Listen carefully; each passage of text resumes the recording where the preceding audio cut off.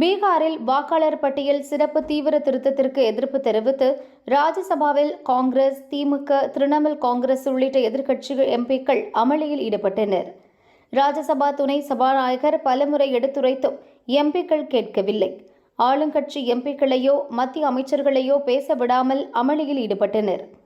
ஒரு கட்டத்தில் முழக்கமிட்டபடி சபையின் மைய பகுதியை நோக்கி எம்பிக்கள் நகர்ந்தனர். அப்போது பாதுகாப்பு பணியில் இருந்த CISF வீரர்கள் திபுதிபுவென சபைக்குள் நுழைந்தனர். சபையின் மைய பகுதியை சூழ்ந்து கொண்டு எம்பிக்கள் மேற்கொண்டு வர முடியாதபடி தடுத்தனர். இதை சற்றும் எதிர்பாராத எதிர்க்கட்சி எம்பிக்கள் கூச்சலிட்டபடியே வெளிநடப்பு செய்தனர். சபைக்குள் CISF வீரர்கள் நுழைந்தது எம்பிக்களை மிரட்டும் செயல் என குற்றம் சாட்டினர். இது தொடர்பாக காங்கிரஸ் தலைவர் மல்லிகார்ஜுன கார்கே ராஜ்யசபா துணைத் தலைவர் ஹரிவன்ஸுக்கு கடிதம் எழுதியுள்ளார். எம்பிக்களின் கண்ணியத்தை குறைக்கும் வகையிலும் அவர்களை மிரட்டும் வகையிலும் இந்த நடவடிக்கை